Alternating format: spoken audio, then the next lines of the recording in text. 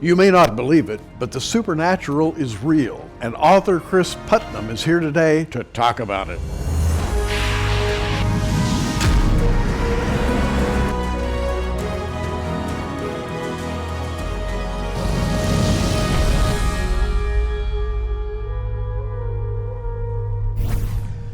Cris Putnam, welcome to Prophecy Watchers. Hey Gary, it's great to be on the show with you. Listen, we've got a lot to talk about today, and it's, in my mind, particularly appropriate given the state of today's society. We're seeing Christians, for example, being attacked. We're seeing people of faith being laughed at. But even more than that, within the faith, within Christendom, there is kind of a tendency to put Christianity in the category of philosophy and to deny the spiritual realities of the faith. Because the Bible says that there is a spirit world, that there is power that comes through salvation, and that we as Christians have access to that power, and roughly speaking, it's called the supernatural. And so the title of your book, The Supernatural Worldview, really speaks to Christians, and I suppose to non-Christians as well, about the fact that no, the supernatural is not only real, but it's appropriate to integrate it into society, to understand it, to acknowledge it. And having said that, let's talk about chapter 1. You start off in your book talking about the paranormal. And chapter 1 is called Paranormal Witness to Gospel Witness. Paranormal, television, those late night TV programs, ghost hunters. Everybody's talking about the paranormal. Within Christendom, we have an entirely different view. Gary, what I'm arguing in the book is that, if we believe in biblical prophecy, I think we should expect to see an increase in supernatural activity as the end times approach. We know that there's a war in heaven going on with the devil and Michael and his angels, and the devil's going to be cast to the earth. So I expect that these phenomena will ramp up as that day approaches, as it gets near. So, it's not surprising to me that in the last few decades, we've seen this huge increase in things like ghost hunting. I mean, who would have thought 20, 30 years ago that we'd have all these television programs with people hunting ghosts? I mean, live television programs, weekly programs, of hauntings and all these weird phenomena. Now they're just competing shows on all the networks. Even the Animal Planet network has their own ghost show now. Sure. So it's just, it's ubiquitous throughout society. So the secular world is moving toward the supernatural. The Christian world is, on one level at least, sort of denying the supernatural world. Unfortunately, we've seen a lot of that, that somewhere in the church. I actually quote a missiologist named Paul Hybert in the book. Now, what he noticed is that when we send missionaries to what we call the majority world, places like Africa, Indonesia, and they really are the majority of the world, and that aren't so westernized, that we become a secularizing influence. So our missionaries actually lead people to become more secular because they already have a dynamic supernatural worldview. Sure. Now, I might beg the question, what do I mean by worldview? So we'll just address that real quickly. A worldview is kind of like the lens through which you see reality. What's real? What's really real? Is there a supernatural? Or is it all just nature?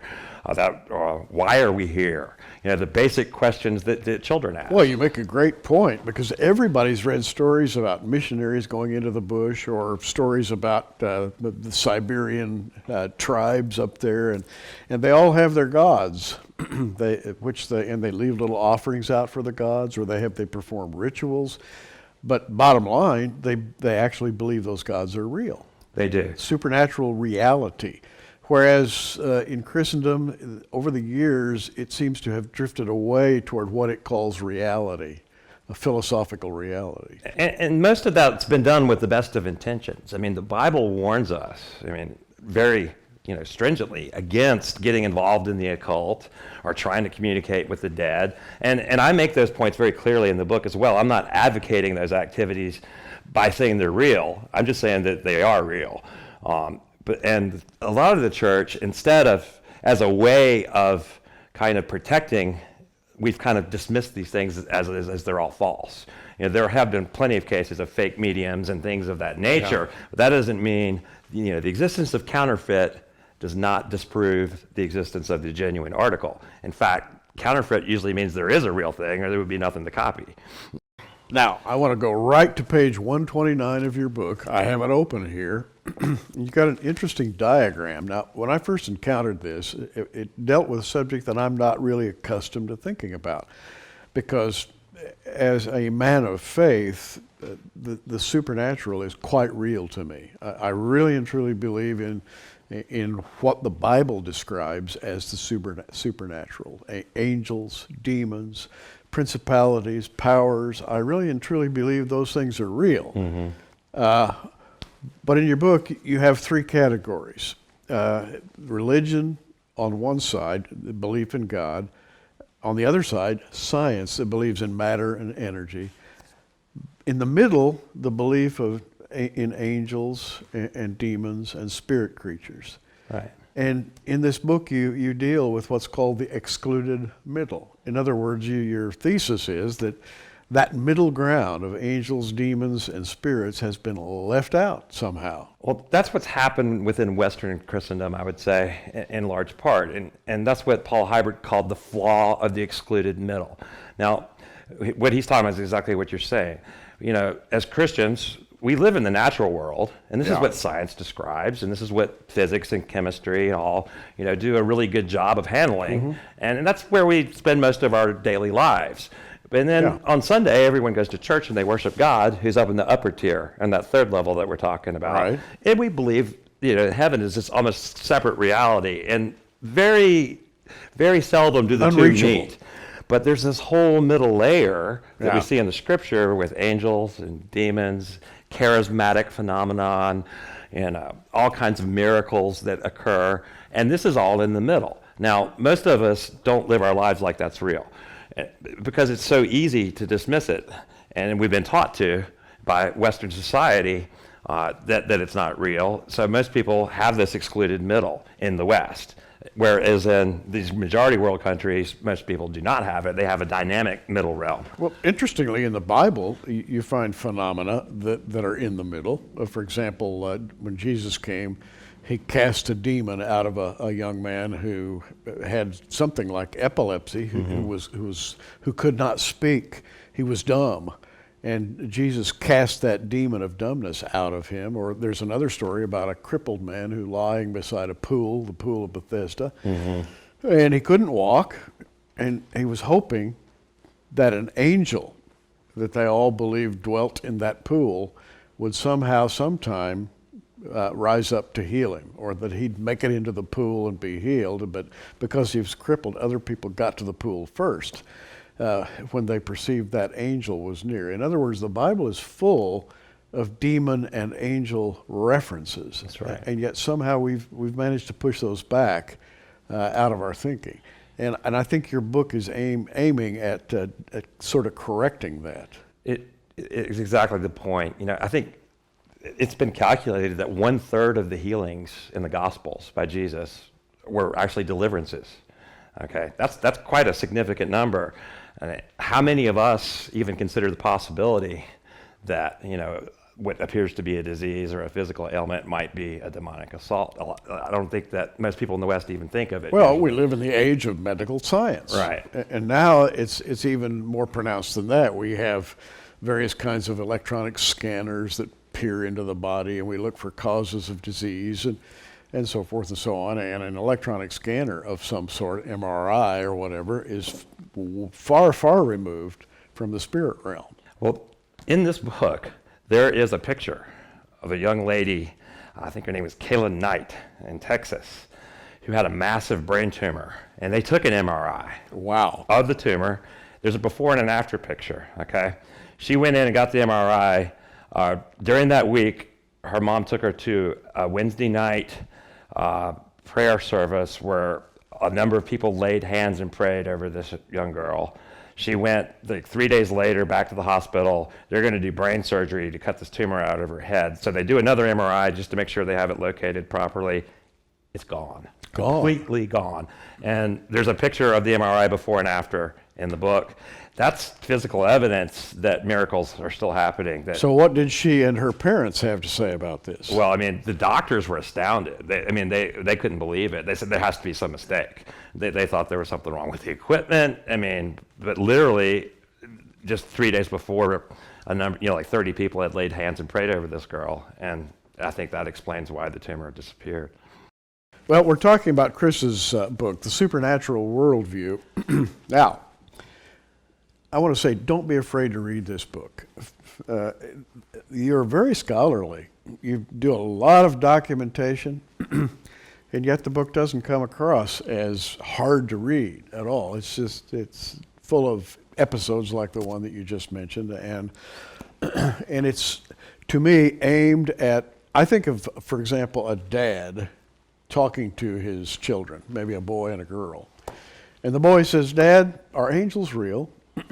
"Well, son, I don't know. You're going to have to ask the pastor, or you're going to have to ask some expert." And I think this would be directed at the dad, right? If he read this, he would be able to answer his kids a little bit better about the reality of the supernatural, and in a biblical way. Did you aim at that type of audience? Absolutely. I really had two audiences in mind when I wrote the book. One being the church, and trying to correct this idea of the excluded middle, saying we really need to think about this a little more carefully and answer these questions in a little more detail than we have been. We've been excluding it for too long. Uh-huh. And in the one area where the church is supposed to have mastery, over the supernatural realm, we're supposed to be the experts on that. We're actually failing to even have answers at all because we've just avoided it in most instances. When people have questions about ghosts and ESP and all these kind of weird things that are becoming so popular now, a lot of Christians just never even considered those items, and so they don't have any answers at all. So to educate the church was one goal. The second audience would be the secular world. The supernatural worldview is actually also refuting the worldview known as naturalism, being that only nature exists. And I think that science itself is disproving that notion. So I make those arguments as well. So it's aimed at leading naturalists towards supernaturalism and also leading the supernaturalists to fulfill the worldview, their role that they are supposed to play in educating the rest of the world. Now, we have Christians who have been sort of schooled away from the supernatural worldview. Right. But for sure, we have, I think, the majority of society today tending toward atheism, agnosticism. I know a lot of teenagers, the sons and daughters, since I'm a pastor, I meet parents, I meet children. I meet friends of friends of friends, and I deal with a lot of teenagers. Mm-hmm. A lot of today's teenagers have been schooled away from the supernatural as being kind of uncool, to use one of their expressions. It's just not cool to believe in the supernatural. Reality is their thing. And kids today are directed toward atheism or humanism, the belief in human potential.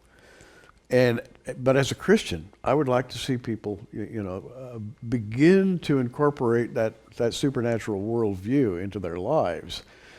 How do you feel about that? I mean, particularly after having authored this book. Well, I would say that the hardcore old school atheism and humanism is actually sort of starting to die out. Really? In favor of a supernatural worldview, but not necessarily a Christian one. Uh-huh. And that's why this book, I think, is important as well, because I really am trying to make the argument that, there is a supernatural realm, but this is what we've been saying for 2,000 years. The worldview that's kind of moving in place of Christianity in the West now is what I would call oneism, or pantheistic monism is kind of the technical term. really, and it's this idea that God is everywhere, that everyone is God. It's kind of the same thing the New Age movement was saying in the 1980s, but it's not New Age anymore. It's just mainstream. It's the kind of theology you hear on the Oprah Winfrey Show. All religions are praying to the same God. And it really discounts the notion of any kind of supernatural evil or enemy or any deception, and just says, oh, it's all okay, whatever that you want to believe in. And, it's almost like your belief dictates what's real. I'm saying, no, that's not the case. God has defined himself. He's told us who he is in the scriptures. Yes. And so, we should let that define the supernatural instead of people like Oprah Winfrey. What amazes me about the scriptural view of God is that he is a person. And he's spoken of as having white hair. He has a nose. He's got a mouth. He has hands. He's very much on a much higher level. It looks like we look. In fact, we're created in his image. And so, to me, God is kind of familiar. I think of him as a father, okay? And over the years, I have really grown to admire him as a father. Yet in the world, I totally agree with you. I see people thinking of God as some kind of a cloud, but indefinable. He's just sort of around the world. He's sort of everywhere, but he's not really a person. And this oneism, this idea that God is in everything, it's really an Eastern idea. It's really what's behind Buddhism and Hinduism a lot of the time. That the idea of Gaia, that the earth itself is alive. These are really popular notions because they incorporate all the evidence that supports that the supernatural is real, right, but they kind of get you out of the responsibility of any sort of thing like sin. And this is what most people are offended by and steer away from Christianity, because they don't like the idea that God might actually be watching their behavior and that somebody's keeping score. Aha! So that's very pragmatic. You don't want somebody keeping score, particularly if you're walking on the edge. You'd like to sort of get away from God. But Gary, what's fascinating is that even the people who don't accept the Christian God, especially people who are doing the near-death experience research, Jeffrey Long, I think L.A. Marzulli even interviewed him in one of his discs as a doctor who did an extensive survey of near-death experiences. And he listed a whole bunch of characteristics that are common. One of the most common characteristics is people experience a life review, where they see their whole life flash before their eyes. And they say things like, not only did I understand how I made that person feel when I did this to them, but I experienced the pain they felt, and I never knew that they felt that way. Now, how did that happen? Yeah. And who is keeping track? Okay, now that's what they need to think about. If that can happen, then someone is keeping score, and everything you do is recorded somewhere, and it does matter. Now, I'm not saying that my record is good enough to earn my way into heaven, because I don't believe that. Well, I would agree with that And about I don't myself. think anyone else should either. Yeah. So you don't want to go on your own record. You really need to go on the record of someone else who's done a better job. And there's only one, and that's Jesus Christ. And that's really the message of the gospel, is that we can't earn our way into God's favor, that only by accepting his atonement for our own sin and repenting and just, and accepting Christ in our place, then only then are we in And that favor. acceptance of Christ includes, by the way, a perception of spiritual reality. If you read Scripture, read and incorporate and understand Scripture, and I think you're advocating that. I wanted to look at Ephesians here, chapter 6, very well-known passage of Scripture. Put on the whole armor of God, that you may be able to stand against the wiles of the devil. Okay, the Bible assumes there's somebody called the devil. Absolutely. Now, that's not accepted everywhere. Some people say, oh, no, he's just a mythological construct. He's not a real person. Right. Well, the next verse says, for we wrestle not against flesh and blood, but against principalities, against powers, against the rulers of darkness in this world, against spiritual wickedness in high places or heavenly places. So Paul just comes right out and says it. There are these people, and you can only call them personalities, who are bent on your destruction, and they follow their leader, the devil. But you mention that in most of society, and you sort of get, gee, what time is it? It's time for me to go somewhere else. I don't want to talk about this. Right. That's not a popular subject. It's not, and it's not a comfortable subject. To think that we have an enemy that has been on our destruction, but it's definitely what the Bible teaches, and I think reality itself proves that out, and I think our worldview is supported just by the evidence of reality.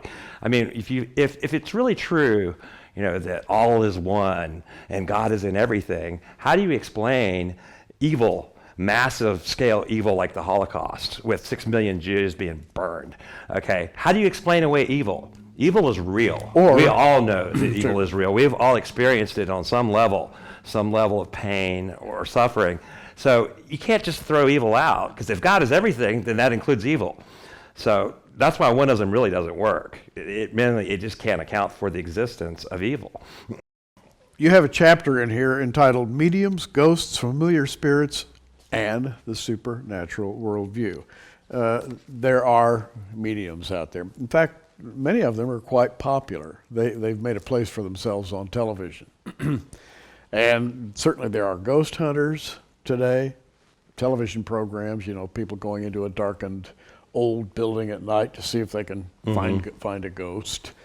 So on some popular level, there is a desire for the supernatural, and you've got a whole chapter about that. Absolutely.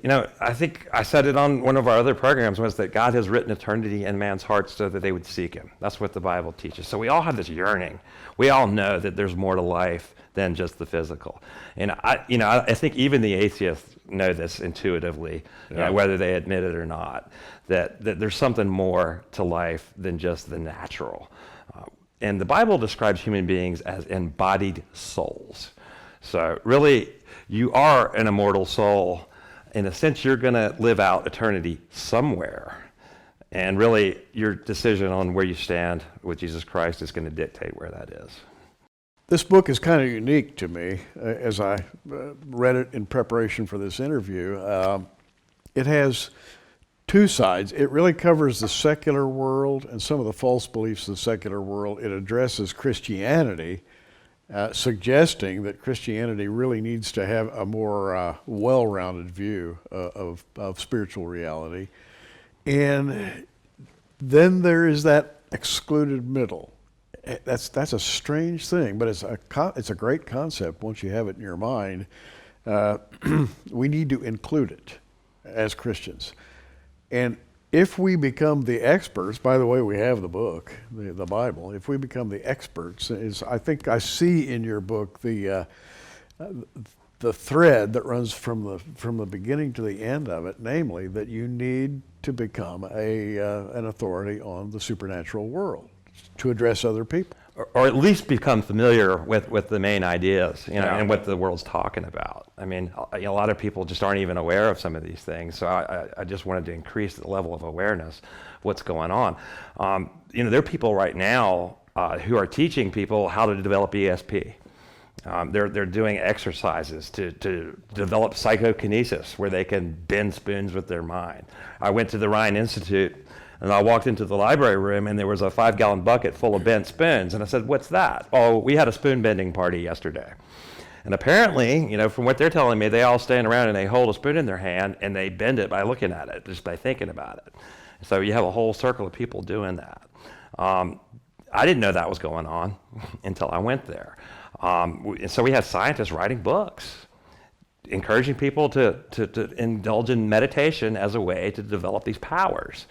Now, what I found really interesting is if you go back to the early 20th century, Watchman Nee predicted that near the end times that people would be deceived by the devil into developing psychic powers, and that he would use that as a way to enter into them. Method of corruption. Absolutely. And who isn't tempted by powers? Think about all the sci-fi movies that are directed at kids today. the X-Men and people with superhuman powers of various kinds. Wouldn't you want to have your own superhuman power? Certainly. And what's even spookier is vampirism is being encouraged as a way to do that. And I think we were talking about that before the show. They've turned vampires into sex symbols, where young girls are, encouraged to participate in something like that. That's the supernatural, but it's the wrong supernatural. So the thread that runs through this book, The Supernatural Worldview, is not merely about the supernatural, it's about the correct view of the supernatural. Certainly. I'm arguing that the supernatural is real and that there are good and evil, and that you really do need to pick a side. We're talking about author Cris Putnam's book, The Supernatural Worldview. And I would suggest that if you are at all interested in conveying something that makes sense to somebody else who maybe comes to you and asks a question about angels, about demons, about ghosts, about what should I believe about the supernatural world, this is your book. The Supernatural Worldview, by the way, it's available on the Prophecy Watchers website, prophecywatchers.com. Go to the online bookstore, and we're offering it there for $19.95. Along with that book, and I'd like to mention, this is your latest work here in collaboration with Tom Horn. Tom Horn and Cris have put together On the Path of the Immortals. We're also offering this on prophecywatchers.com for $19.95. The two books together, the Cris Putnam package, we're calling it. And here are the two books, yours together for $34.95. And if you buy them together, that'll save you about $5. Check it out, prophecywatchers.com, the online bookstore. And you can find out how to very quickly get a copy of The Supernatural Worldview, or both books. I would suggest both books because, Cris, you really have a way of delving into places that other people don't go. And you have a scholarly mind. You're one of these people, and I'm just giving away a little secret here about Cris. He's one of those people who loves to look at those books that have 6-point type in them and lots of sub-references and sub-references, and he's got a rather encyclopedic view of the spiritual world, which he brings to you in language you can understand. So congratulations. Well, thank you very much, Gary. Just real quickly, that was my calling from God. I don't have time to give my entire testimony here. It's available online, but I was at the end of my rope, almost ready to commit suicide at one point in my life, and I heard a voice that said, the cemetery or the seminary? Wow. I really did, and I ended up at the seminary, and that's why I'm here today. And my mission was to address these topics, and I really clearly got that message from the Lord. You did indeed. Everybody has a certain calling. We all have different talents. You've got a talent for ferreting out obscure information, bringing it up into language that everybody can understand. And I think that's just fantastic. Thank you. Author Cris Putnam, the book, The Supernatural Worldview. You read this and you'll have a lot to tell other people about. Thanks, Cris. I'm Gary Stearman. Hey, keep watching, everybody. We are. Thanks for joining us on Prophecy Watchers. You can find us on the web at prophecywatchers.com, where you can sign up for our free email newsletter. In the meantime, keep watching, everybody, and we'll see you soon.